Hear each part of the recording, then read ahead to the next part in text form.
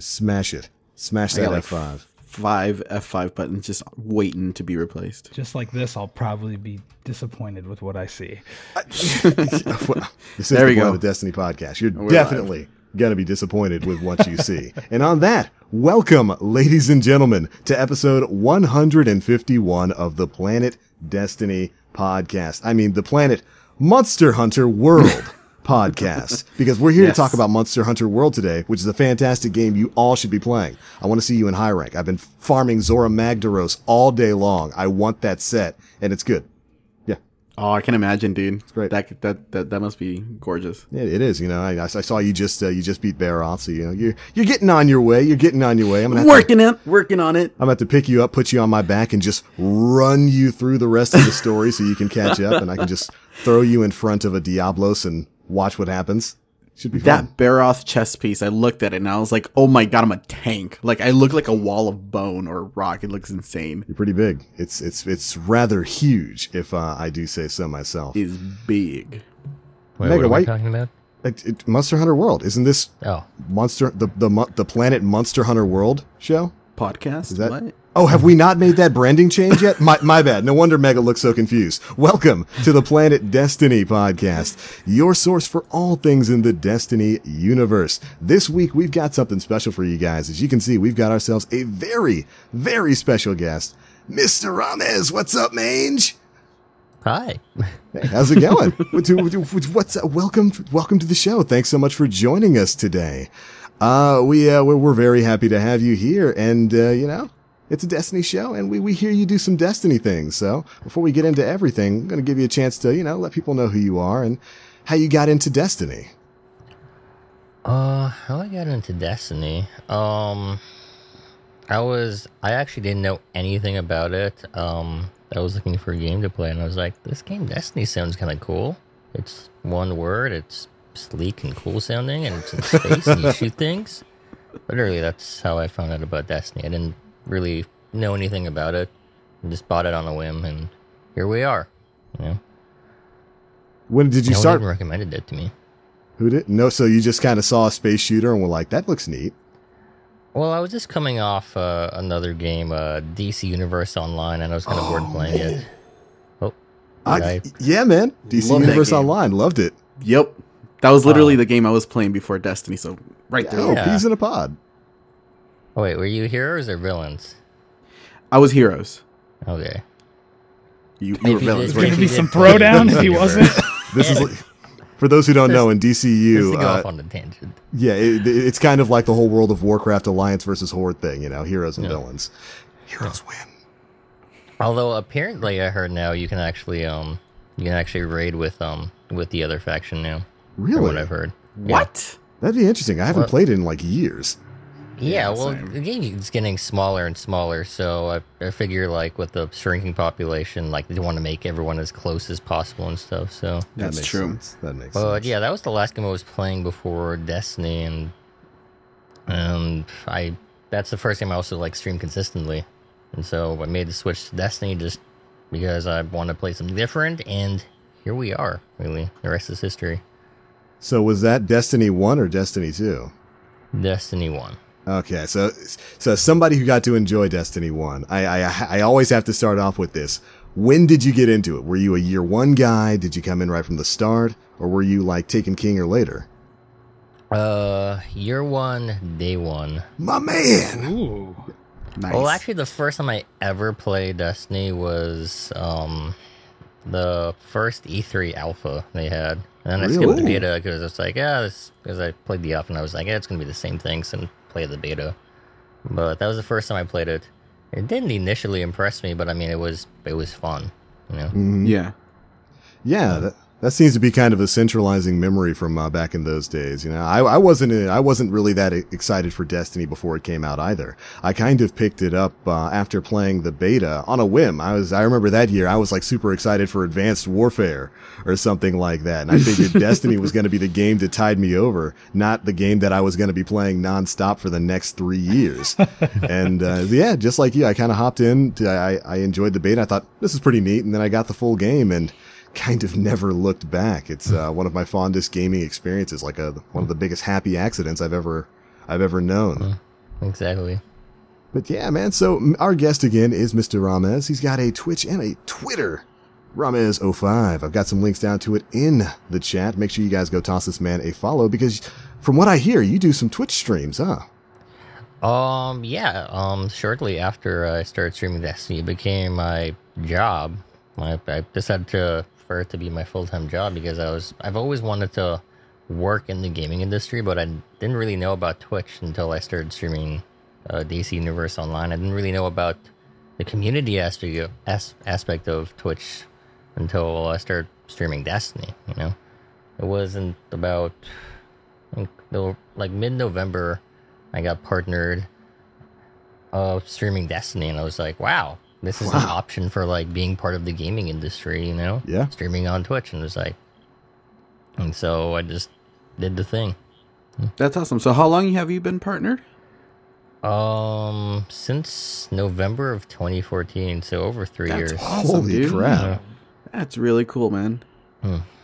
Right off of Destiny, too. And so Destiny 1, a couple of months into that, and you hit the partner status on Twitch, huh?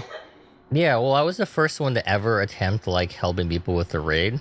Mm-hmm. Like, when people, like, asked me to do it, I was like, no, that's impossible. And, like, no one was doing it. I was like, okay, I'll give it a shot. And I'll like, back you. And now it's, like, a common thing, you know, to help with trials, to help with raids, you know. The original Sherpa gracing us here today. Yeah, and that was, such a big thing, especially in the first couple of months of Destiny, because Vault of Glass, raids in Destiny, they were an entirely new experience at the time. Nobody really had any clue what to expect in a first-person shooter raid type experience. I remember back in those days, those were the days of me hopping in between LFG groups and people checking out like, hey man, you're 29, you got a Yeller horn? Maybe stand in the back or something like that so you don't get raid. But yeah, that's super cool, man. And so that kind of carried on. Did you continue with the raids for Crota's End? Oh, definitely. That's pretty much where I peaked. You know, back in the day, like, I used to like help everyone with Crota because it was one of those raids where like one person literally just carried the raid. Yeah, and so, definitely. I used to like be like main sword for Gathalion back in the day when he didn't have a set team and stuff. So it was super fun for me. So were you? Did you actually do the bridge, or did you have the one warlock swing their way? Oh, we did. I always did the bridge. It took me a while before I actually learned how to actually cheese it. You know, it wasn't until I like started soloing it that I realized there's a cheese for it. You know, and so when people would come in saying like they didn't know how to do it normally, I was like, what? Like nobody knew how to do it normally. Everyone cheesed it apparently. Oh man, I didn't do it normally until like Age of Triumph. Like I didn't even know you could. I was gonna say, how many people ran into that when Age of Triumph came out and like all those old raids came back and they were all relevant again, which is probably one of my fondest moments from Destiny 1, just having all that content come back and be relevant, so I could play it every single week for a reward. But it was so funny because I by then I was doing raid carries and whatnot too. Nobody knew how to do bridge. Like nobody I carry was like. Every time we got to this, like we all just jumped off a cliff and a warlock just walked us through it. Well, I joined late to Destiny for me, so like we tried, like they carried, my friends took me into the raids for the first time. I was like, I didn't know what I was getting into, but they took me to Crota and like we tried to do the bridge the right way once, but like half of them couldn't remember how to do it. I didn't know what the hell was going on because it was like my second time ever being in a raid after they carried me through VoG, and I was just like, what are we doing? Like, just jump it, just cheese it. We're just gonna cheese it. And I was like, okay, I guess, but.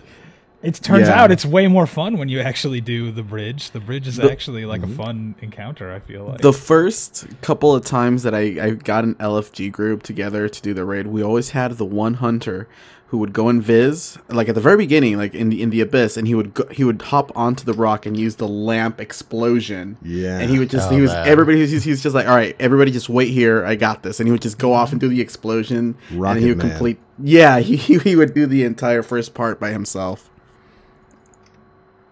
I think my favorite learning experience with the raids was having to actually do a Templar like legit instead of pushing him off the map like everyone. Oh yeah. Now I didn't know anyone that did that legit. Everyone and you push them off. Every single person. Oh my, Yeah. that brings up so many memories because of course back in those days, like 90% of the players were like level, forever 29s. So everything in that section hurt super duper bad with the hobgoblin sniping and all that kind of stuff.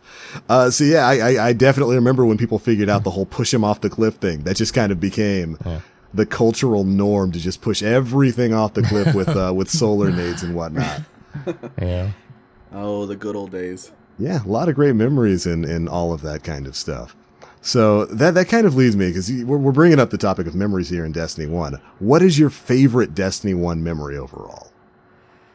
Oh, big that's question. something I never thought of. Favorite Destiny 1 memory?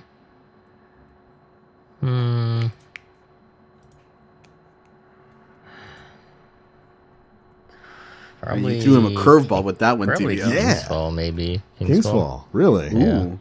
That was definitely my favorite time period with that, with just everything about that, DLC. The story mode, the raid, the difficulty. That was definitely my favorite. Yeah, for sure. I have this conversation with a buddy of mine who's been playing Destiny with me since the game came out. And we both came to agree that while Kingsfall is probably like maybe my second or third favorite raid, I think it's by far the best built raid. And I mean that from a narrative speaking standpoint where, it's part of the story, you build up to it, and from kind of a build and mechanic standpoint. It's such a huge sprawling experience going through all of that. The fights are really creative and really fun. So yeah, I could definitely see that being a lot of people's favorite moment. Oh, I remember watching, all the teams going for worlds first. And when everybody got to that final part with Oryx for the first time, what an incredible moment that was. Just have him crawl up and it's like, oh, that's a little bit bigger than the spirit I just killed in the story mission. Yeah, moments like that. I love that kind of stuff throughout Bungie's raids and whatnot. It's good stuff, man. I can agree. Even though I don't like playing Kingsfall a lot, like repeatedly, He's lying, that's his favorite. doing it blind with the other members of Husky Raid was like really, really fun. Like, because I didn't watch anything, so the first time like Oryx showed up, it was like, holy crap! Like, that man is intimidating compared to most things in the game. Yeah. Yeah, dude. Yeah, and trying to figure out the mechanics and everything that's going on. Like, I'm half invisible. Why am I half invisible? What am I supposed to do? I'm supposed to go counterclockwise Yeah. or clockwise? Oh man, Those are my and then favorite explaining what parts of counterclockwise raids is- means to certain people. Oh, we're playing with Europeans. You learned that they use the word anti-clockwise. That was fun. What's counterclockwise? What does that mean? That's funny. Dude. Well, for me, we had a problem because some of us viewed it as you were looking down on it, and some of us viewed it as you were looking like up at it. So we're like counterclockwise if you're Opposite ends. this way, or Oh yeah, yeah. It's so stupid. Good stuff. Yeah, Love great build wasting encounter. hours trying to figure out what to do in those encounters. Yeah, I mean, You always had the one person's like, oh, who didn't kill their knight? you wait a couple seconds sheepishly. I think it might have been mine. I think it was mine.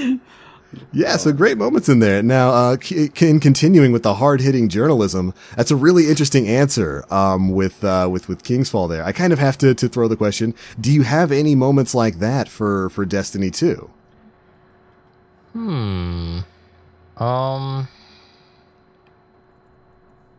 A lot of the times the fun memories I have are due to the people that I'm playing with. And so definitely the first raid experience I had in D2 was an awesome memory. I mean, I have those memories of like getting those awesome guns I've been looking for in D2 just like I had in D1. But I feel like you have to like give it time to where you can look back to appreciate those memories more, you know? Since you're kind of still in the moment. Oh, absolutely. I mean, you can see plenty of examples from Destiny 1, A lot of people didn't really like Crota's End that now look back on it like, wasn't bad. I had fun, sorting down Crota. That was pretty cool. And, I think that can definitely apply to Destiny 2. How do you feel about Destiny 2 overall as a game? Like, how do you think it stacks up to D1? Well, I think time will tell, but I mean, like how it compares. Like when I talk to people who've only played D2, they love it. But if I talk to people who've like or veterans of D1, they're more so about it. You know, people's expectations are pretty high regarding D2, and I don't think it's a bad game. But compared to D1, it does feel like it's missing a lot. But a lot of people can't seem to tell what it is. You know, it just seems to be missing some things. But I think it's still a good game. It's good and fun. You know. Especially with everything they've added lately and what they're going to add, too. Absolutely. I think that's actually a really interesting point that probably a lot of people don't really think about. I can think of a buddy of mine. I talk about him all the time on stream. He probably hates me for it, but he was somebody who played through the story of D1, really didn't get into it, and thus didn't want to invest any more time in it. So he never went through like any of the raids or any of that kind of stuff. He missed out on a lot of the best experiences from Destiny 1 because the initial story and the initial grind didn't really grab him. So I think he spent overall like less than 6 hours on Destiny 1. So it was not a lot of time at all. He loves D2. Like he thinks D2 is fantastic. He very much enjoyed the story. It kept him engaged all throughout. He got himself up to max power and all of that kind of stuff. And he really doesn't have the same criticisms for the game that say I would. Somebody who does have that D1 experience and someone who does have something to compare it to. And I think that's that's got to be a really interesting statistic for Bungie to look at. With all of the talks going on between them and the community right now for the state of the game, because there definitely is a subset of people who absolutely love Destiny 2. Like it's, I think you're absolutely right about that. Yeah, that example right there. That's that ugly gray middle balance that Bungie has to figure out what to do. Because like a lot of the people that are unhappy with the state of D2 right now is because they loved the grind of D1, and your pal that he doesn't have to play of like any of the end game stuff can reach max power level at ease at his own pace. He can just do like the public events or or the heroics, the strikes and whatnot, and he can still reach that goal. So that's probably like one of the stark differences in that. Well, the grind that people miss are the random rolls, but also people forget how much like people complained about random rolls and RNG and stuff, Like there was a lot of discrimination against people that didn't have the G-Horde and stuff, Yeah. That was like dark times to like have really bad RNG, Oh yeah. And like playing PvP that maybe you didn't necessarily enjoy to try to get that god roll gun so you could just like have such a huge advantage over people, I can see why people would like want to like shy away from that system, but I think there's a middle ground to make everyone happy. I think it was in particular just like having the luck in the chamber. I think was probably like one of the biggest issues with like the random roll, because I mean you could have like a tactical advantage over somebody, but because they luck was on their side and they have that that particular weapon type, like it just kind of nullifies if you have the upper hand on somebody. It's like, oh, you got lucky now. You're luck in the so. chamber, rangefinder, and rifle. If you had all of those, yes. You're lucky enough if you put in enough time to be lucky or enough. What was it? Shot package, rifled, and rangefinder. Yeah, whenever in D1 I would get killed by a hand cannon that I knew that was completely bullshit, I would inspect that person. I was like, of course, like luck in the chamber, rangefinder, rifle. Of course, that's how we killed. Probably him. Every kill that I got in the Crucible, right there. And it was kind of like unfair if like you got killed that way, because you couldn't do anything but just avoid that person at range. That definitely was an issue in D1 with luck-based abilities like that. You get a Hawk Moon or something in between luck in the chamber and what is it, holding aces, just 2-tap, 2-tap, 2-tap, 2-tap. I win. And it's like, well, the person who lost, they didn't lose because of any fault of their own. They lost because your bullet magically did more damage. That was enough to kill them faster. I think for me, thinking about this topic of like how people complained about so many things that they kind of want back now, I think what it comes down to is like there were really low lows, but those lows made like the highs feel really good. Like it sucked not having this gun, but then when you finally got it, it was amazing. As opposed to Destiny 2, which is more of like just kind of leveled it all out. It's just kind of in the middle. Like it's not kind bad. Of some lows. I enjoy playing it some more, but it's not like, I don't know. It lacks the highest of highs. It's just kind of like an overall. Well, you were like, always shooting for that. For that, like, if there was nothing to do, if you were in between like DLCs and stuff, you could always play PvP and go for that like god roll gun. You know, in PvE, I'm not sure. But, I mean, there isn't anything like that in D2, really. I mean, I think it was a couple weeks ago I finally got a Masterworked Midnight Coupe on PC, and that made me really happy. But then that was it. Then I officially had everything, you know? And so in between DLCs right now, I'm just, like, collecting Masterwork cores. And now that they only... And on armor... no, actually, for the armor, I was already good on all my guns from playing so much, but now it only costs 5 on the armor. Yeah. And so, like, I'm good now, and it's like, I don't even need to play D2, really, because there's nothing to grind for. If you were to keep playing, all you would do is amass more stuff that would make it so when the DLC came out, you could just get everything, like, right away with instantly, all the materials you've collected. Yeah. I think you make a really important point, because the situation we're in right now, where it's the communication issues, the people not knowing why they should be playing the game. We've actually been in it before, during that extremely long period of time after the launch of the Taken King. It was like a 6-month period before we got any sort of a patch or update. But the difference is, in D1, like Ramez said, you could go play PvP. PvP was that filler content that kept you interested in the game. Trials of Osiris was never any bigger than it was during that period. Like every weekend, massive amounts of people watching, massive amounts of people participating. And Destiny 2 kind of doesn't really have that right now. So we're experiencing a similar situation that's kind of, there's no PvP distraction for it.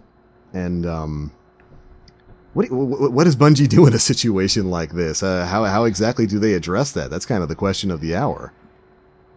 Well, they are addressing it. It's just, like, people are moving on. Like, back in the day, the competition for D1 was, like, Call of Duty, you know? There was really no competition for it. Now, like, just look around. They're competing against so many different VR games, RPGs, other shooters. It's like, when they mess up, people are just going to go somewhere else now. So. Yeah, as they have. I mean, they need to do something exciting enough to pull people back. Yeah. Rather than just make it like, okay, it's like D1 again. Like, they have to do something that calls people in, you know? Like, there's got to be an incentive to play. And, because, look at us. Before we went live today, what were we saying? Most of us haven't even logged into Destiny 2, like, for the past couple of days. I'm perfectly happy to say it. I've been on Monster Hunter. I've put 26 hours into Monster Hunter World already. It just came out on Friday. I've played it for longer than a day. And yeah, that's that competition. You know, there's other stuff to play right now. Look at how many people, including streamers, have jumped over to like Fortnite. Yeah. Oh yeah. Mega Magwitch plays Fortnite. Go follow him at Mega Magwitch. Pro Fortnite player. Yeah. Solo wins all day. And they do find themselves in a very tough position because people don't have really a reason to play their game. There's plenty of other fun things to play, and by all means, if you're not enjoying Destiny 2 right now, go play something else. Go play something you love, that you actually enjoy. But what do they do to bring those people back? And certainly, you know, reverting some things back to the way it was in D1, that's certainly an option. I think that would help some things. That wouldn't fix all of the issues with Destiny 2, but I think moving back maybe to a faster movement system, or at the very least a sandbox where abilities maybe come back a little bit faster, that could do something. But overall, they have to give you some kind of incentive to play, not just a better system to play with. Yeah. The ranking system, I think, is definitely going to help if you can progressively keep getting like more rewards and stuff, you know? I think like even if they're just cosmetic, you know? Like it's just something to always grind for. I was going to say, I agree with that because it's like we talk about movement speed and stuff like that, but that's not sexy. You know, you need something sexy. So, like, if there's a ranking system and all your friends who still play are telling you, like, oh, yeah, and the movement speed's better and, like, recharge rates are up, like, it's more fun to play, then people are more likely to come back than if they just, like, tweaked the movement speed and the time to kill and stuff. Yeah. It's like, that's not a new thing to pull me back if I'm already interested in another thing. Yeah, you're making a more fun game, but you're still not giving me a reason to play that more fun game. Exactly. Yeah. That's a rough problem, but at the very least, it seems to be something Bungie is actively trying to address. And we've really been seeing that over the past couple of weeks with certainly some of this communication between the community and the live team director, Christopher Barrett. I don't know if you guys have been following his Twitter. That dude's been like on fire for the past couple of weeks, responding to as much as he can. And that makes me feel a little bit better. It's nice to hear from Bungie on small things, even if it's something as small as like the Grimoire. Yeah. Oh yeah. That's a thing that happened. Speaking of hearing the small things, I want to say one of the smallest things that made me happy is that, like, we're going to talk about the TWAB, I'm sure, but in there it talked about like a bug that exists ahead of time and like let people know. And I like that they were like, we know this is here and we're just going to let you know, rather than we know it's there and then you guys find it and we don't say anything for like 2 weeks and then we talk about it. Like, it was nice. It's a nice little step in the right direction right there. More on of that, communication. please. Yeah. I mean, speaking of, that's a pretty good segue. Why don't we move into talking about the this week's TWAB, this week at Bungie, because we learned a little bit more about some of the things that are going to be coming this week, and especially what we're going to be getting in the upcoming patch. It's not too many things, but there's some interesting stuff coming. First and foremost, Iron Banner is starting up again this week. This is the first Iron Banner of Season 2. And before we talk about that, Ramez, did you play any of the Faction Rally? Yes, I did. Only because the new Monarchy gear looks so cool. Yeah. That's the story of the last Faction Rally. That's it. It's new Monarchy gear, that's all. That's you know it. what my favorite? I laugh because right when they mention Iron Banner, like the first thing it says is like, there are new guns coming. Oh, Iron yeah. Banner. like trying to jump on that. They're trying to get ahead of that horse right there, because of course, you know, the debacle with the no new weapons in Faction Rally got people all riled up. So yeah, there's new guns coming in this week's Iron Banner. One of them's a Haka hand cannon. So, And you can buy them. mad. Mm-hmm. You can actually buy them. So for those who don't know, the Iron Banner, of course, is starting on Tuesday, going until next Tuesday. The game mode is Control this time around. So there you go. If you're looking for some games in the Control playlist, cap 2 points. You don't need to go for a triple cap unless you're specifically trying to control a spawn. Stop doing it, teammates. If we have A, if we have B and C, stop going for A. I don't like hunters spawning behind me. It's not a good feeling. It's not a good look. I'm just happy when they cap points, honestly. Better than not playing the OBJ, right? Unless they're capping like 3 people all standing on the same point when there's no enemies around now. And you're just like, it only takes 1, man. Just come on, someone move. No more of that speed mechanic.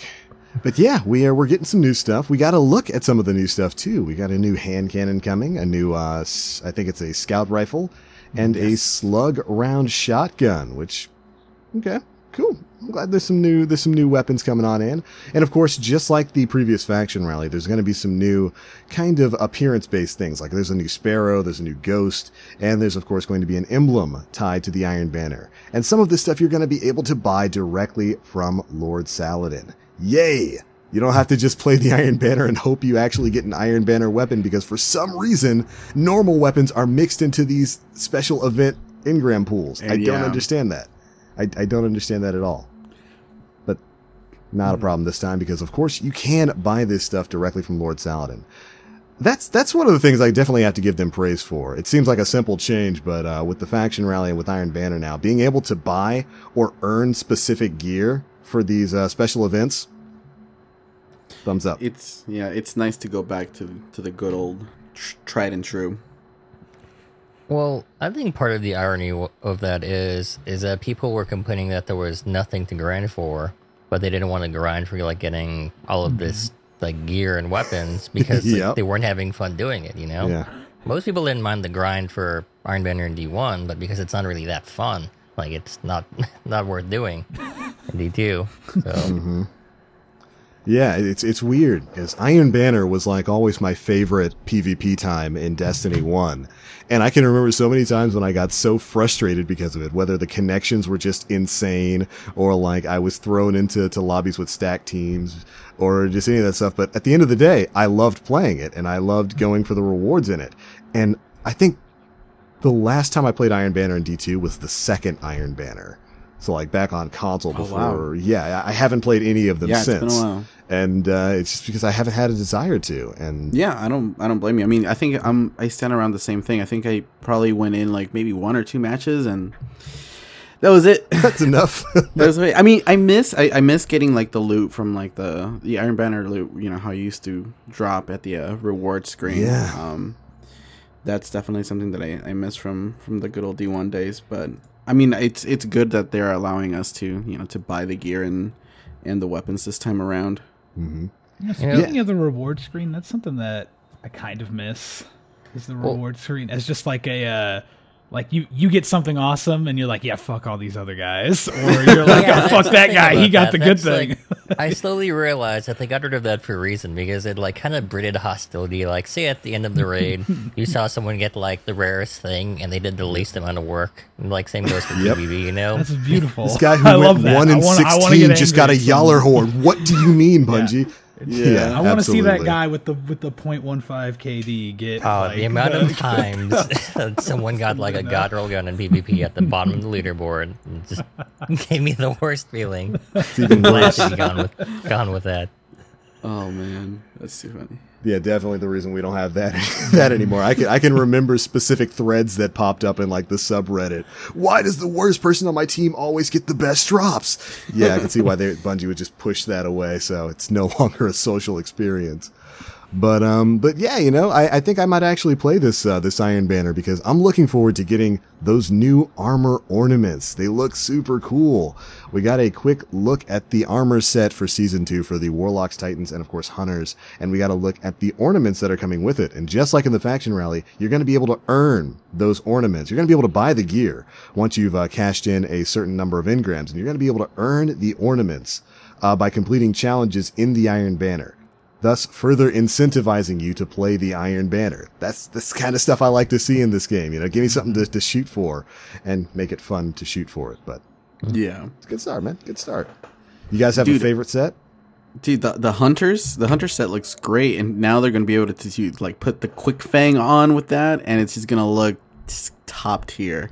Yeah, they've got like the little thing in the front with the feathers and whatnot. No, that looks great. Oh, go ahead. I was gonna say that's the thing that's gonna get me to log on to D2 is Yeah. just that hunter gear, because I need my hunter to look amazing. All right. Yeah, no, Like it me. looks really good. Yeah, it looks really good. Like I mentioned beforehand, it's like I wasn't too crazy about like the armor set without the ornaments, but with the ornaments and the shader, I'm assuming that's a shader. That's one of the Probably. Iron Banner shaders. It looks great. Like I Yeah, really want pretty good that. looking. Yeah. It's not bad at all. I mean, I'm a Warlock guy, but I'm pretty partial to that Hunter set. Mm-hmm. And it might just be the helmet alone. Same thing happened in Faction Rally. Once I saw the Hunter ornament set for the new Monarchy, I was like, I know what I'm doing I know what I'm doing today. Gotta You get gotta in there. play the Iron Banner so you can be the Shredder, man. You gotta be that's the me. Shredder.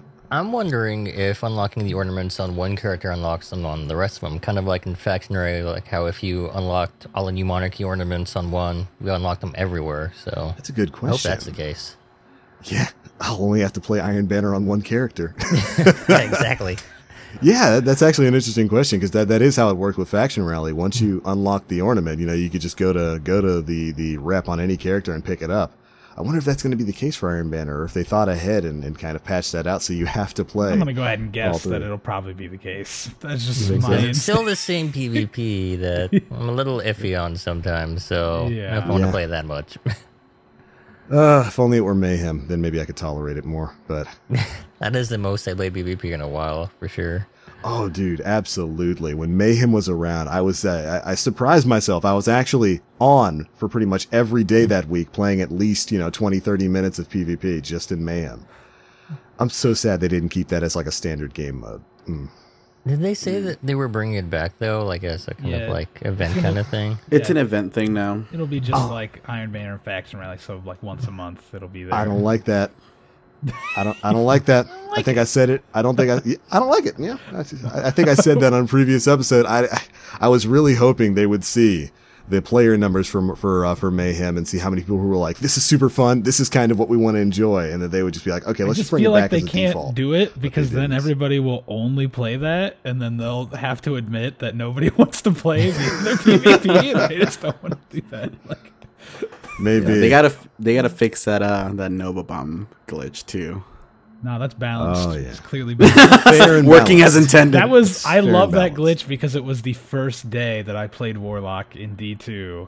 I go into Mayhem and find that glitch immediately, and I was just like, well, I guess I don't get to actually learn how to play Warlock. Like, I was live that day, and somebody in my chat had come from your channel. They're like, by the way, Mega knows like this crazy Nova Bomb glitch, and I was like, does he really? That's when I hit you up, and I'm like, hey, that was the worst kind of glitch because it made it not fun for the other team at all, but they also won, like guaranteed if you did it, because your Nova Bomb kills are only worth 1 point instead of 3. Yeah. So you had to kill like 4 dudes for it to be a net gain for you. Like, it was stupid. I think the worst part was acting community manager at the time. What was his name? That damage dude. Yeah, DMG. He like openly said that they weren't banning anyone for it, and so I kind of the floodgates kind of just opened when he said that, you know. not gonna lie, as soon as he said that, I hopped on, and I was just like, Free ride, baby.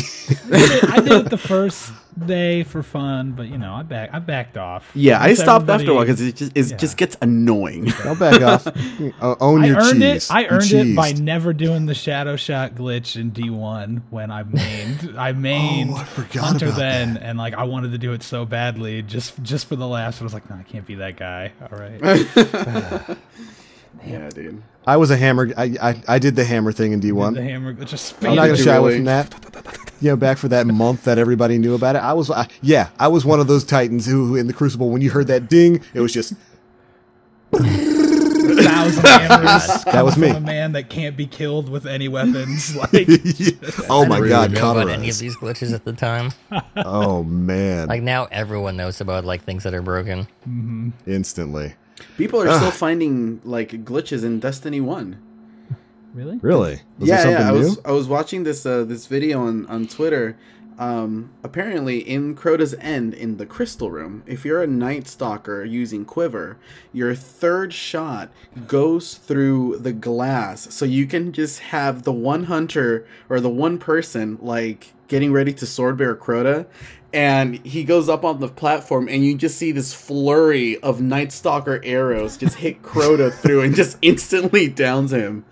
Really? It was unbelievable. Yeah, it was great. I'd never heard of that. No. Go back and do a flashback. raid This just is the to first try time I that saw out. it. Yeah, it was pretty great. Let me see. stuff. I'll post it on here on the chat so people can see. All right. Yeah, I did. I've never heard of that happening I've heard of walking through the window or stuff like that, or Crota chasing you through the window because Yeah, he can do that Yeah, most of sometimes. the glitches I've encountered there weren't very Weren't beneficial fun. to the team. Yeah. Crota decides, hey man, I've never actually been in this crystal room. Oh, it's roomy in here. Slam. Full team wipe. But all right, in terms of new things, we've also got some other news coming from this week at Bungie in the form of Masterwork Armor. Yay, it's coming, I do believe, this week. I think this is one of the things that's coming in this coming patch. Yeah. And you guys know, they talked about Masterwork Armor a couple of weeks ago. Basically, it is going to give you a static benefit of giving you extra armor during your super. I do believe it gives you about 3% more damage and resistance. they per actually gave piece. us the number, which is Yeah. which is a good change of pace too. Rather than just Yeah. saying it makes you stronger in super or something Yeah. like that, we actually got we actually got numbers here. It gives you each masterwork piece of armor that you have is going to give you a 3% damage resistance while you're using your super, and it can stack up to about 15% damage reduction for supers, which is pretty good.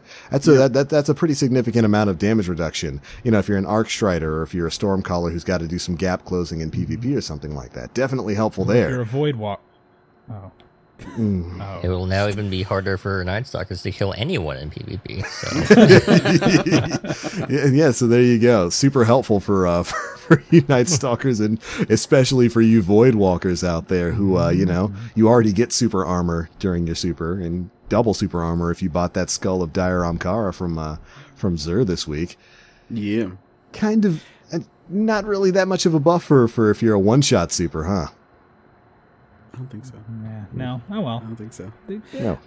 Oh, we don't there's- matter, right? Is that it, Mega? I'm wondering how it'll affect PvP. Honestly, that's like Yeah. how it'll balance out. Like if 1v1 super fights will be like a little different because of it. No, we'll I get was the beta begging- test that out I was soon. begging for a slower time to kill, so I'm pretty excited. Mega's that one fan who writes to Wisniewski an email every week. I feel like time to kill is just a little bit too fast. Also, could you nerf the last word again? It's like this is the fan that he patches for. But And yeah, there I there mean, go fusion rifles. Masterwork. In my opinion, this this master armor work thing or armor masterwork thing, Whatever the hell it it's definitely a PvP buff. Like this was probably something centered towards PvP. And Okay. two roaming supers going up against each other. Masterwork armor wins. 15% damage reduction. That's pretty large. I think that could definitely be the difference in between a Sentinel Titan dying instantly versus a Hammer Titan, or getting one swing off. Yeah. I think the thing I'm most excited about for the Masterworks is being able to re-roll the stats Yeah. type on your armor as a hunter who has so many fugly piece of garbage armor pieces. The only thing that looks good is mobility gear, and I can't wear that because it's worthless. Like, I'm excited to get. Can you spec like all mobility out? I mean, Is that gonna like, be a thing? I think you can only change it so like all of your gear is mobility. Like you can re-roll it to be either survival heavy or mobility. But I hate mobility on a hunter because it doesn't do me any damn good like ever. Yeah. I would rather have recovery. Is all I want. So if I can re-roll my stuff into recovery gear, I'll be pretty happy and look like good as opposed to right now I got to wear like Future War Cult baggy clothes, whatever it is that's on my hunter. I don't like it. One thing that I'm really excited that they mentioned on there is that this is just the first version of Armor Masterworks, that they're planning to continue on updating the system and adding additional benefits. And That's like good. yeah, that's something that like I've been saying ever since like the Masterwork weapons came out. Like the mod system, this is going to be something that's very robust, and it's something that we're going to see evolve throughout Destiny's like lifetime. And I'm super glad that they have acknowledged that in the tab this week. Yeah, I mean, Ramez, I'd certainly like to hear your thoughts on this. How do you feel overall about the Masterwork system?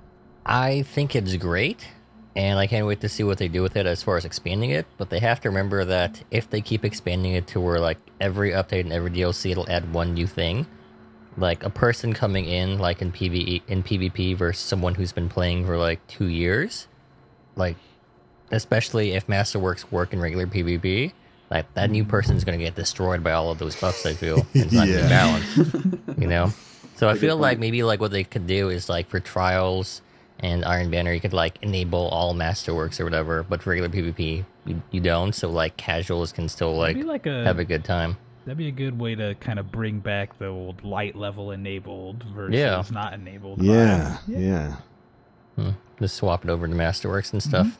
I could get down with that. Because I would really love them to keep just adding more stuff to make your guns really cool and Me powerful too. and your weapons. So, but I just worry about the balance in PvP. Yeah. I agree, and for the most part, I feel the same. I feel like it's a good system. It was a good change.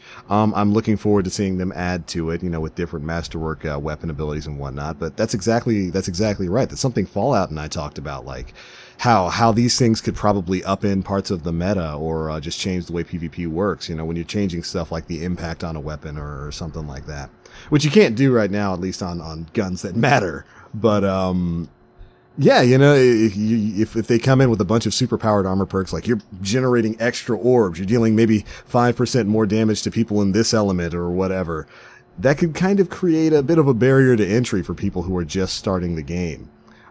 Just thinking of a quick example would be like somebody who just started playing The Division jumping into PvP against somebody who's got a full 6-piece classified gear set of Predators and just one-shots them instantly every time they get up. Boom, one shot. But, overall, I think the Masterwork system is a good idea. I'm very happy to see them move it over to armor, and I really want to see how they're going to be changing this up in the future. And one idea that I keep seeing being brought up is that in the future they can make it so that masterwork armor kind of influences some of the stuff that like intellect, discipline, and strength used to impact. So you get masterwork armors that reduce your grenade cooldown or your ability cooldown or something like that. And technically we've got mods for that already, but you know, they're not really that impactful as is. We'll have to see though. We'll certainly have to see.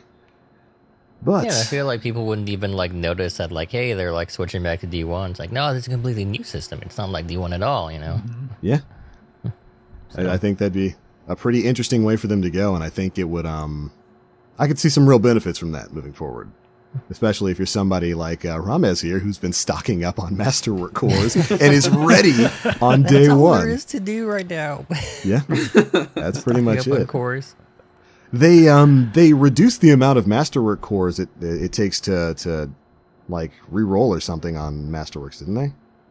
Didn't they drop it down to It's only 5? 5, yeah. Okay, that's good. Oh, to re-roll or to add it? To add Add it. it, yeah. Oh, I think I wasted like 20 masterwork cores trying to get reload on a gun once. Ouch. It just wouldn't happen. Yeah. As someone who doesn't raid often, I don't think I've seen 20 Masterwork scores. Yeah, I've maybe got like 11. I'm like lifetime. scrounging in the couch looking for loose change when it comes to Masterwork scores. Oh, I just kept deleting like weapons I wasn't using and stuff. It's like, just give me those cores. Yeah. And you know, I think that's probably one thing that they could change for masterwork weapons. I think, I don't know, maybe it costing 10 cores to activate a masterwork on a weapon is fine if they change the way some of the masterwork perks work. Like maybe if it's something a little bit more impactful than adding 1 extra bullet to your magazine with the magazine buff. That. It needs to be a percentage or something. Yeah, it's got to be a percentage increase or something like that. If you're gonna really have this be something that's worth or players' time for grinding, because it hurts to have to reroll those weapons when it's like, ugh, I got magazine again.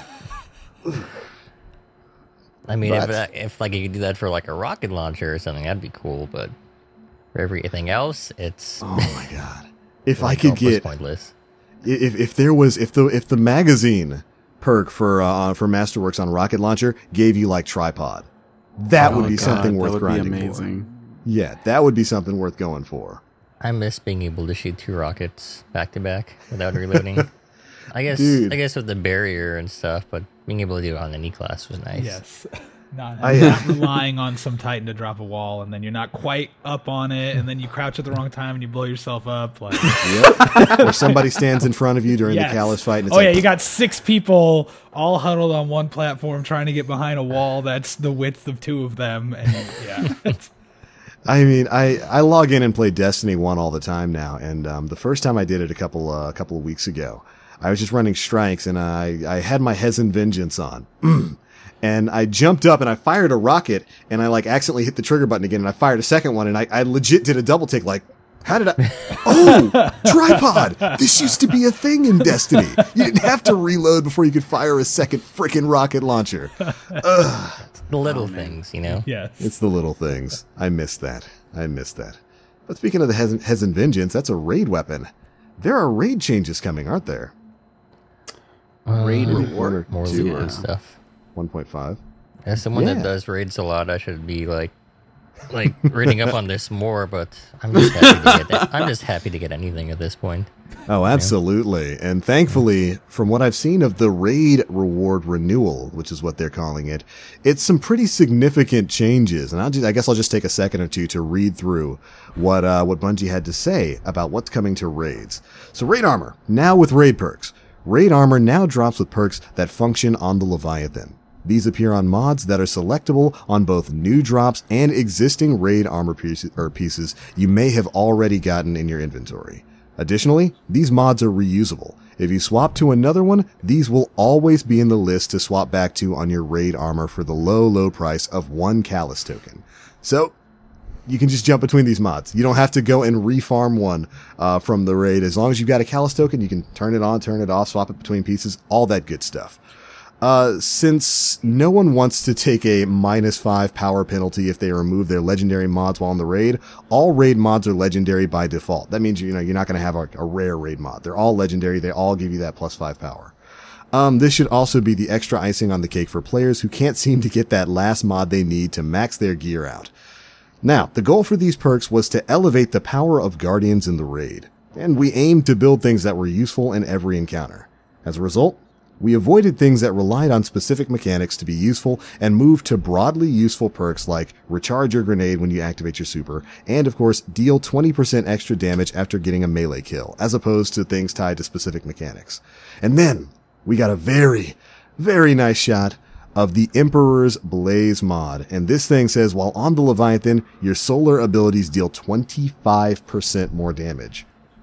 25% more huge. damage. Silly That's dumb massive. number, dude. That's so silly absolutely number. massive. That's all the Nighthawks are just sitting there like big damage coming in now, baby. I can already see the legend himself just soloing Callus with the Celestial Nighthawk, and I'm assuming there's of course going to be one for Arc and for Void and all of that kind of stuff too.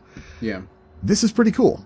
I kind of like. I definitely like the way this whole raid mod thing is going to work, and I like that the fact that it's retroactive. You know, if you've already got a bunch of raid gear, you've already got it available for your raid armor. Yeah, that's really cool. That definitely hits on the note that I can't remember who said it on Twitter, that they want to make your abilities feel a little bit more impactful in the world. Yeah. And that's definitely one way to do it, with a mod. I think it's a really cool, like, psychological trick, Like, what they could have just done is just, like, make the raid easier, but instead they're making you more powerful, Yeah. Which is it's really that power cool. fantasy. Yeah. Mm-hmm. And, one of the big questions I always had for Destiny 2 was, why in the world did you get rid of, like, raid-specific perks or something like that? Because it kind of invalidated some of the usage of raid gear. Like, I wear raid armor because it's pretty, not because it's useful in the raid. Whereas, like, you get the Pocket Infinity and you pair it with a Fatebringer or something, and you're just blowing up oracles all over the place in Vault of Glass because of that Oracle Disruptor perk. Or, you get the raid armor in Kingsfall that lets you move faster when you're, taken or stuff like that. It was really kind of a head scratcher that those raid-specific perks disappeared in Destiny 2. And I understand, as I recall, Bungie said their reason was because they didn't want people to feel like if they didn't have a specific set of gear in the raid, they weren't as helpful or they were missing out on something. But it was kind of a reason to run the raid and a reason to wear that gear in that relevant content. And I'm glad that they're moving back to it with these special raid mods, which again are only active when you're on the Leviathan. So that 25% solar damage buff with your abilities, that's only when you're on the Leviathan. And I don't remember if they said they're going to be doing this with weapons too. I think right now it's just with armor. But I would love to see that change come to some of the raid weapons as well. I'd like to be able to deal more damage to Cabal. Pop them right into Cabals. Why not? Go right through their shield. I will kind of miss the perks that were specific to encounters, but these ones seem really powerful too. So like, I'm not upset about it, but I did kind of like the ones that were like tied in with the specific things. I don't know. They felt cooler to me when they were more specific, but I'm not going to shake my head at 25% extra solar damage. Yeah. I mostly just want something to make my Warlock run faster in Gauntlet. That's what I want. See, that's the type of things that like I wish were going to be on there. Is faster when you're holding the ball in the gauntlet. I die so much running Gauntlet on my Warlock. Like, just even running perfectly. I just can't do it. It's just with the slow, sad float while the Titans and Hunters are just pew! You're just sitting back there like, well, I guess I'll be the one to die here. Yeah, I mean, right now, we only know a few of what the raid mod perks are. Hopefully, I'm really hoping that's one of them. Just like some kind of agility boost when you're carrying a spark or something in the raid. The gauntlet. Oh my God! Please. Yes.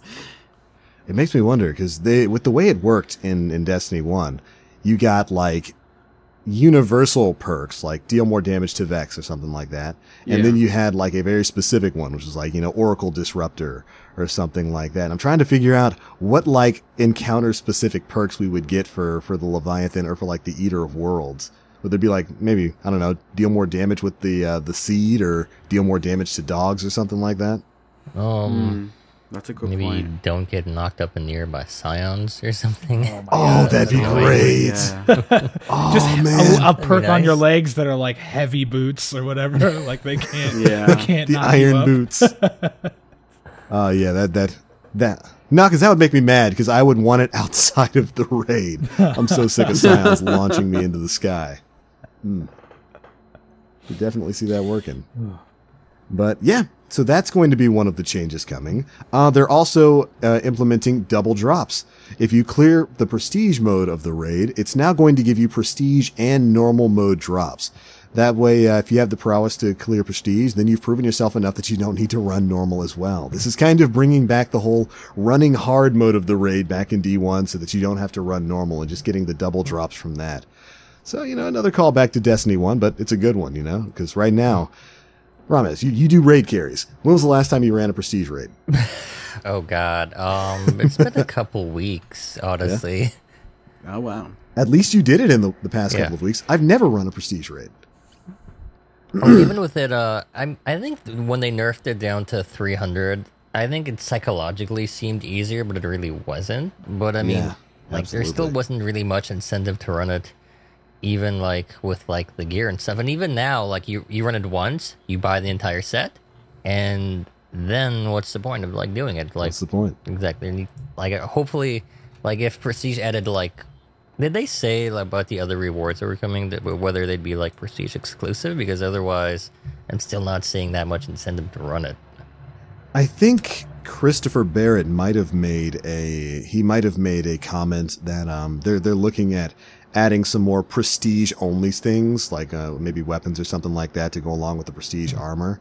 But I don't think that's going to be implemented probably for a while. But I do absolutely agree with you. The reason I haven't run a prestige raid is because there's no reason for me to. I just see no reason to do it. And that goes for prestige nightfalls too. The last I ran a prestige nightfall the first couple of weeks of Destiny 2, and I haven't run one since because I don't see I any reason to do it. haven't done those in even like a longer amount of time in months. The Prestige Nightfall. I think I only did it once, and that was just solely because Rocks needed somebody.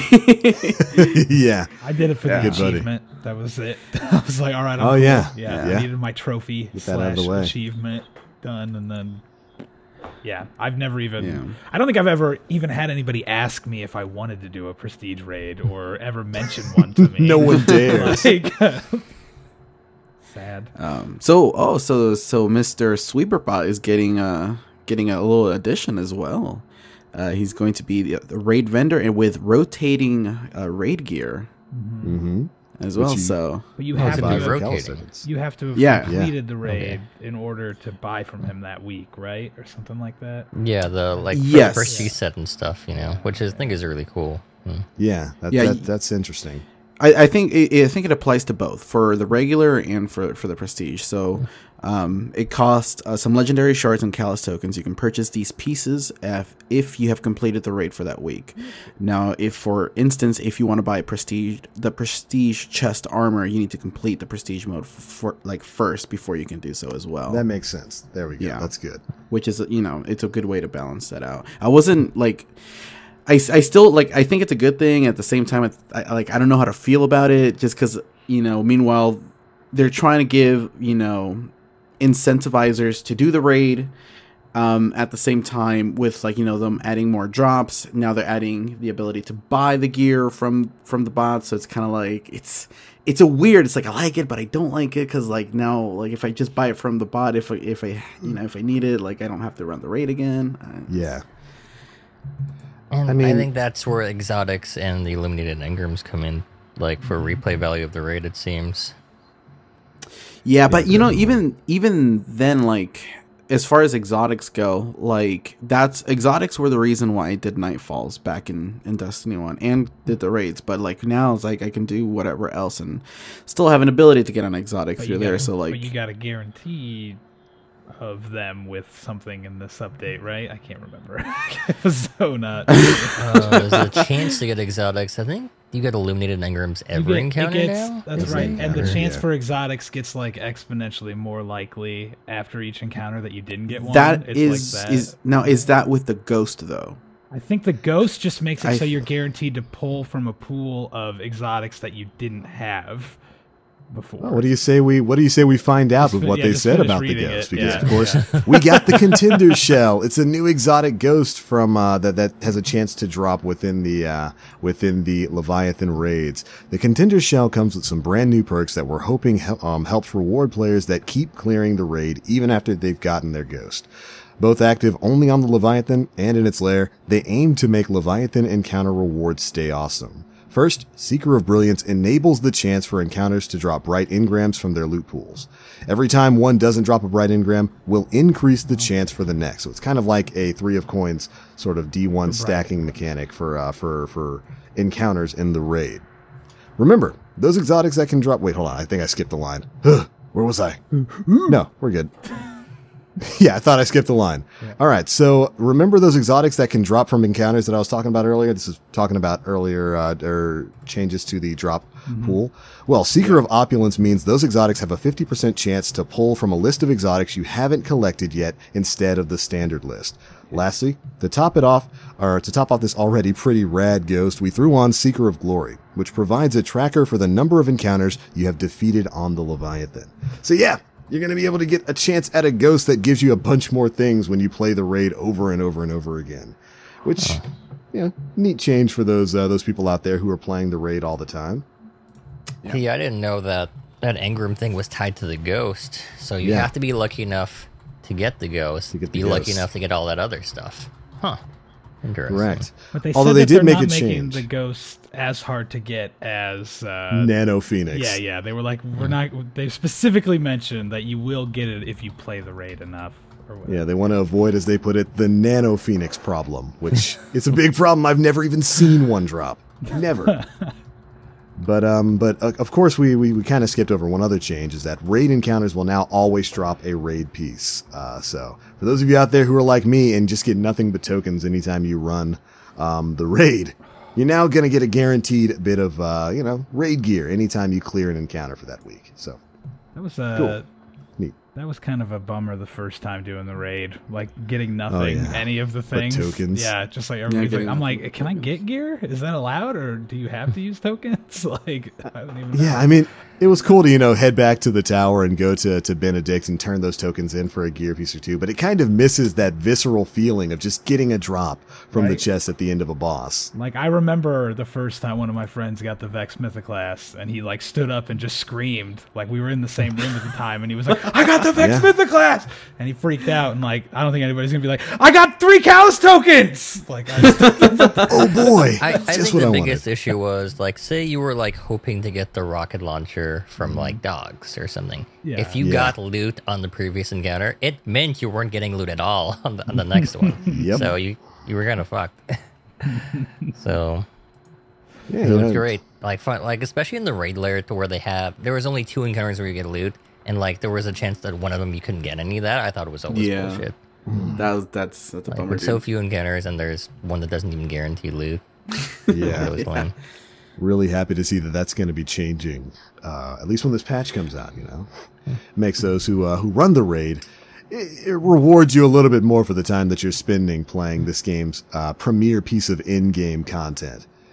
And hopefully, again, that ghost isn't going to be another Nano Phoenix situation because, boy, I never got it. mad about it. Never even saw it drop for anybody. Nope. I ran Wrath of the Machine how many times? I used to do that weekly, several times a week. I remember Never saw DT, I think, ran Wrath like the hard mode once, and he And got it. Mad about it. friendship ended. Still mad at That's still why mad at DT him. is not part of Planet Destiny anymore. Right there. Fired, actually. Yeah. One of my commands in my chat, I think it says the exact date and time I got my Nano Phoenix, and it was on my 384th raid, I think. Holy my crap! God. What was up with the drop rate on that thing? Was it like 0.5%? Good lord. It was 0.04%. They tried to make it 4%. You know? Oh, somebody moved the decimal point. Yeah. It's an old joke, but it checks out. It still applies. But yeah, that's some of the biggest stuff that's going to be coming in this upcoming week. I think one other bit is Prometheus Lens is finally seeing its buff. Yeah, I was about to mention that too. It's coming back. One cool thing about that is that the Flame Refraction perk, it now generates ammo instead of pulling it from the reserve. So I'm interested to see how that's going to work out in PvE. Now I'm hoping they overbuff it. I want that gun's life cycle can to you just be constant. can you imagine? Oh, but no, that wouldn't apply. I was thinking, like, can you imagine using that solar mod on the raid? But that's solar abilities. Oh man! But yeah, that's solar abilities. Don't say that because that might be a coding oversight, and like we just get in there, we get that mod, and suddenly all solar weapons are just destroying everything. I can dream. A guy can dream. Man. Well, all right. Unless there's something else you guys want to talk about in the TWAB, how about we take some chat questions? I think that was the last thing that they talked about, the shaders, the shader situation. Oh yeah. They can't. So to sum that up, they can't just make it so you can delete them all because each one does a calculation for how much currency you're getting, like when you delete it, of whatever that thing drops, like bright dust or glimmer, and it's too complex for it to do like 100 of those calculations at once or something. Yeah. The important bits is that they're looking at ways to reintegrate the capability without losing the ability to shade weapons, ghost ships, and sparrows, or customize specific pieces of armor. Yes. And they're also looking at reintroducing shader collections, or a way to get copies of a shader in your possession. So, keynotes. I'd be fine with if it cost me a legendary shard to get one shader. Yeah, just have it cost legendary shards. A legendary shard for a stack of 10 from the collection. Like, bam. Something like that. Shoot, if you want to make it 10 for 10, that's fine. I'd be happy to pay legendary shards to get the shader. So I can get them without like, oh, I kind of want more IO shaders. I don't feel like going to IO and doing like patrols or opening up chests or whatever I got to do. And didn't they say something about the Postmaster too? The amount of things I lost in the Postmaster, especially shaders, because I don't feel like deleting things. Right. Yeah, there's gonna be like an alert if your Postmaster's full now when you're in the tower, so it's gonna be something that shows up for you. Oh no, that's gonna be on for me all the time.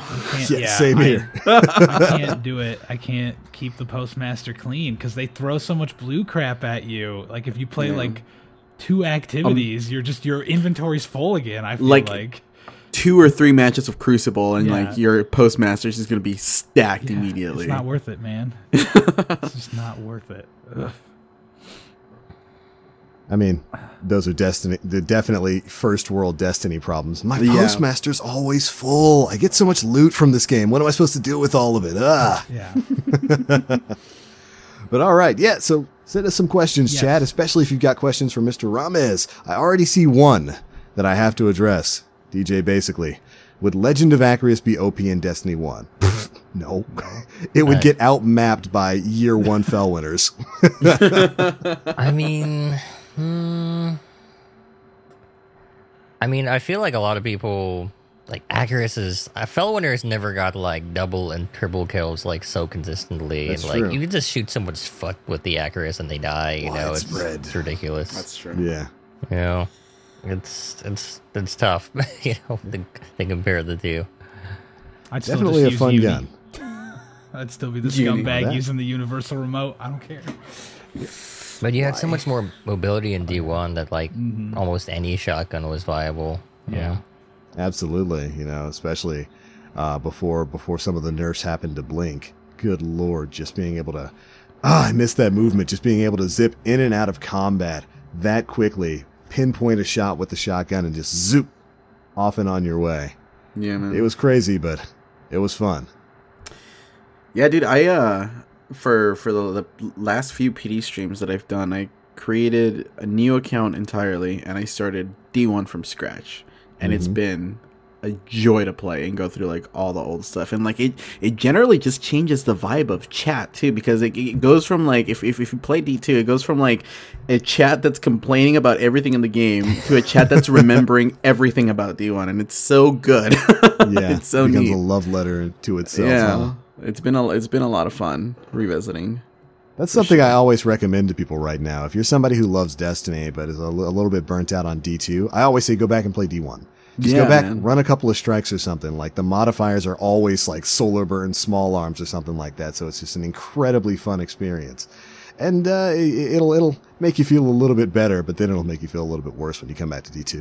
Exactly, that's what I was about to say.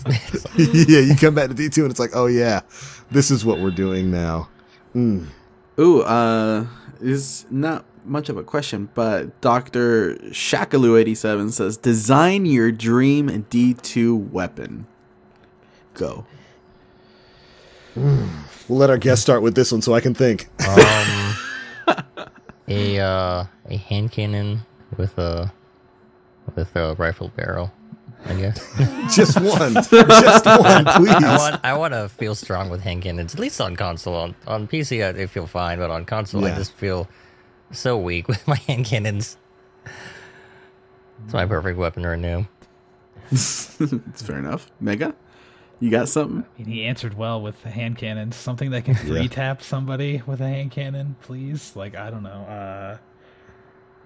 I feel like most of my dream weapons, I'm just thinking of Destiny 1 weapons that I wish I had still. Yeah. That's the problem. Like, I mean, yeah, my mind immediately went to Thorn. yeah, I thought of like I thought of like the last word. I was like, I just want a really unique feeling gun that is also like fun, you know, at the same time, like not tractor cannon unique, but like, you know, NLB or something. I don't know. Not NLB. For me, now that grenade launchers are a thing, I'm still gonna stand by it. And I know some people are sick of me saying it, but I want my Hive Boomer. Damn it! Yeah, I want a Hive Boomer as like a exotic shotgun. Like, Garrett, somebody please make it happen. Since you mentioned that reminds me of like something I always wanted that you could basically turn the tractor cannon into, which is like a Cabal taken shield that you can blast people with. Like just charge up and blast. And hit them, but like make it so I can maybe protect with it too or something, like how you would can be with the a most sword. annoying person in PvP. Now that you brought up tractor cannon, I kind of want like a reverse tractor cannon that kind of like pulls enemies towards you, so you could like punch them and shit. You know, it does some damage, and you like it pulls them towards you, so you can melee them to death or something. Yeah, I was gonna say if the pull like did a little bit of damage, so that like your melee could one shot or be close to a one shot, or if like I don't know, getting a successful pull on an enemy gave you like a melee damage buff, so that when they come in, it's just that'd be the most fun thing in the world. If you could Whips in the coordinate game with your team, and you could like two dudes are lined up, and you just pull them into his Nova Bomb or something like around the corner, like that would be amazing. That's rude. You're making me think of the combination of like Destiny 2 pre-patch Stormcallers with this thing. Just pull somebody slightly a mile away, one shot, one shot. Oh, and you can even have it so that if you activate the pull ability and get a melee kill, it instantly recharges your melee charge. Oh, this is a dream weapon. We did it, guys. We made This is the kind of thing. This is the kind of thing I could see Cammy Cakes just salivating over. Just yes. That'd be pretty cool. That'd be pretty cool. Great. We got any other questions in chat? Yeah. Let's see, Yuri, he says, hey, wouldn't it be great if in events like Iron Banner, Crimson Doubles, Dawning, and stuff like that, you'd be able to farm event theme armor and weapons? Yes! Yes! Yeah, I want event theme armor and weapons and stuff that you can only get from farming and whatnot. You know, I like the system we have where we basically do kind of have that sort of thing in Iron Banner and in Faction Rally.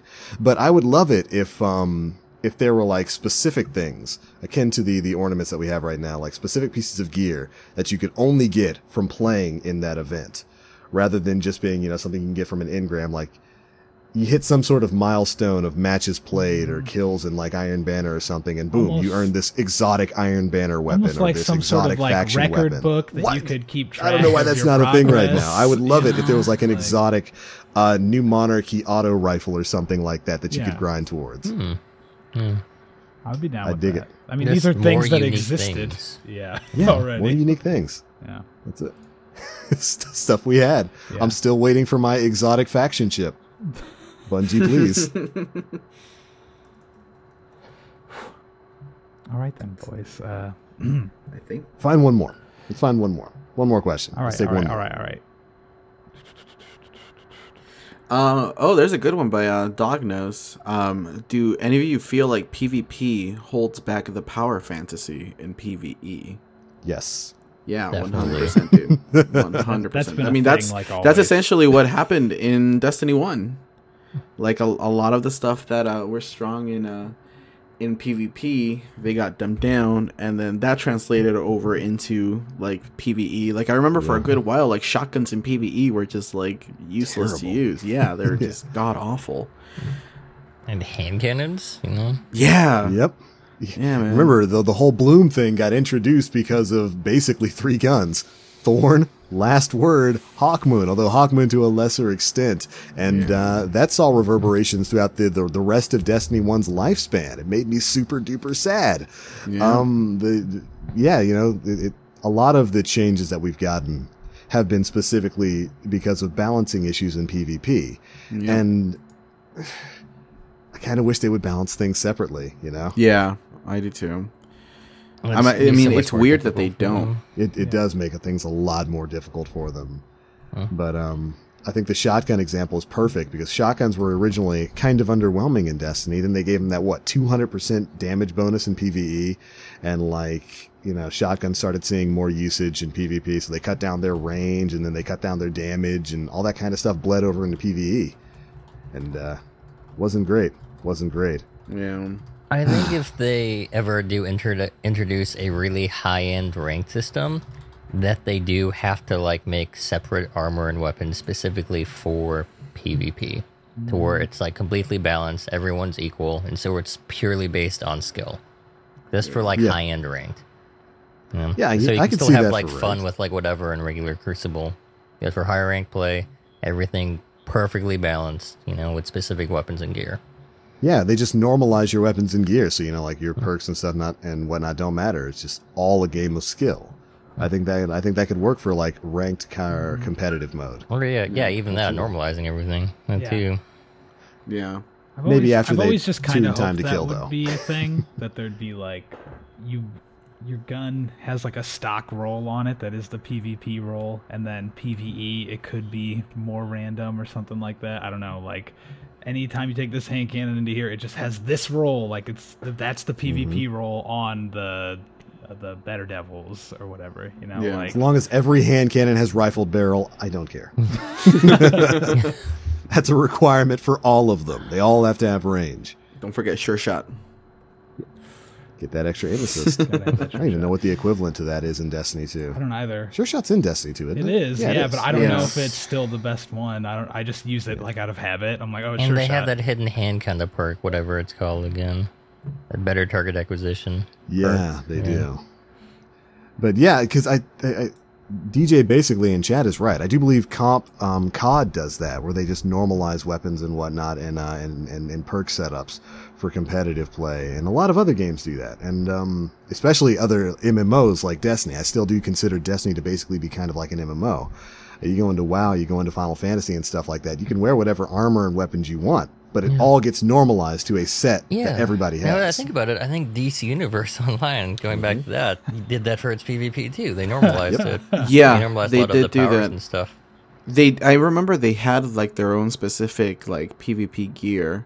Yeah. As well, but they did normalize I think The abilities, I mean I think. the abilities were different, but they went through this in big PvP revamp for a while, where they made where the roles really didn't matter anymore, and it was just kind of a level playing field. It was weird.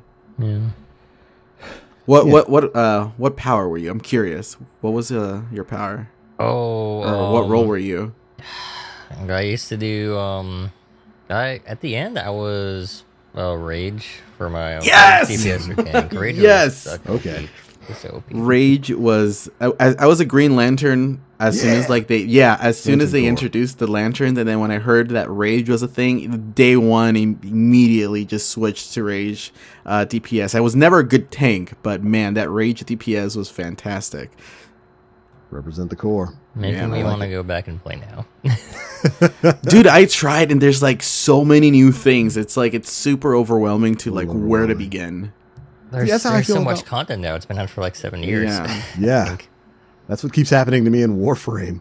I go back and I play Warframe. It's like, okay, cool. There's new things to grind for. Oh, what's all? Do I start here? I guess so. Plains of Eidolon looks cool.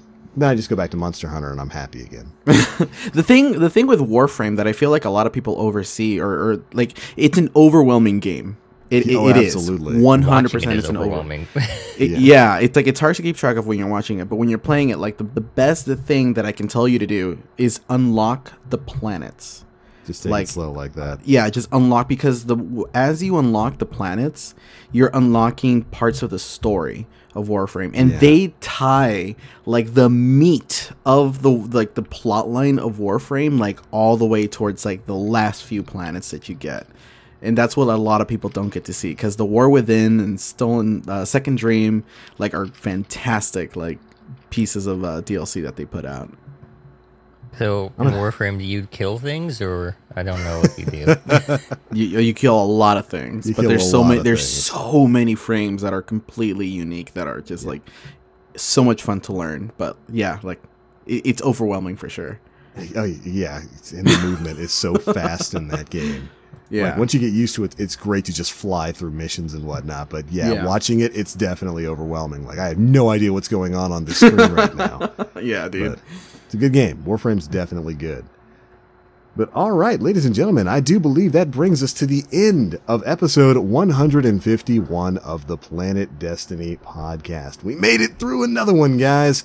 We've got a big week for Destiny 2 coming up. Iron Banner, again, is going to be starting. The raid changes are going into effect, and I can't wait to come back to you guys next Sunday to let you know whether or not I tried it or if I'm still playing Monster Hunter World. It's going to be Monster Hunter World. Take a wild guess what I'm going to be doing. We want to give some special thanks to our guest, Mr. Ramez. Have I been saying your name right? Is that? Well, it's either Ramez, or Ramez. Ramez. Okay, I wasn't sure. Like, it's not Ramirez, which people said they call me for some reason. Well, I don't know. Do you play a lot of Modern Warfare 2? Oh my God, Ramirez, do everything. Oh man. Well, Mr. Ramez, thank you so much for joining us. You've been a fantastic guest. Thank you. Right on. Good to have you here. You can, of course, find this man at Ramez05 on Twitch and Twitter. There are links to it in the chat right now. Go and give that man a wonderful follow. And, of course, if you guys are here on the live stream, start looking through the Destiny directory or whoever you want us to raid, because we're going to be doing that. But for right now, we're getting on out of here. Once again, thank you to our guest. Go follow that man. He's a cool guy. He's got great hair. Everybody told me he has great hair, and I agree. Beautiful hair. Look at it. It's majestic. Look at it. It's like a L'Oreal commercial, just. But we're gonna go ahead and get on out. Mr. Nim Plays. They can find you at Nim Plays. Yes, sir. You doing more D1 this week? I will be. Yes. Yeah. I will be. I'm good. I like it's it. Gonna be, I'll it's watch. gonna be really hard to separate from like Monster Hunter. Not gonna, but yeah, I will be doing D1. Don't blame you. Yeah. I'll farm some stuff with you in Monster Hunter, by the way. Yes. And Mr. Mega Magwitch, I fully expect you to have Monster Hunter World by the time I talk to you next. I mean, maybe it'll. I don't know. That's a strong maybe, right? It's a very strong maybe. I'm waiting on the opinions of more people who aren't already Monster Hunter fans. This was my first one. And I got addicted so fast. Like, I'm still like learning and like just being blown away by like new things and systems. So for a first experience, it's really fun. All right. He's the guest. I have to at least pretend to agree with him, and like I'll do it. Yes. I think one of the biggest issues with a lot of people in Monster Hunter right now is that the camera lock on is a little harsh. Like it's all over the place. I don't even use it. if you change it to like target though, like the camera will focus on like whatever boss you're fighting or whatever monster you're hunting, but it won't lock on. I think it's better to play it with a free camera instead of just locking on, because you're going to be all over the place with that. That works a little bit better for me. But if you do happen to get Monster Hunter, where can we find you playing it? You can find me at twitch.tv/megamagwitch, where I will totally be playing Monster Hunter, absolutely 100% guaranteed, and not Fortnite like usual. And definitely maybe a little bit of Iron Banner until I get the Hunter stuff that I want. Then you're done. Then I'm out. Yeah. I'm out again until the next new thing. Yeah. And of course, I am the Black Link. You can find me pretty much everywhere across the internet, Twitch, Twitter, YouTube, all at the Black Link. But that's it. We're done. Episode 151 of the Planet Destiny podcast, your guide to the Destiny universe. Thanks so much for tuning in, and we'll see you next week.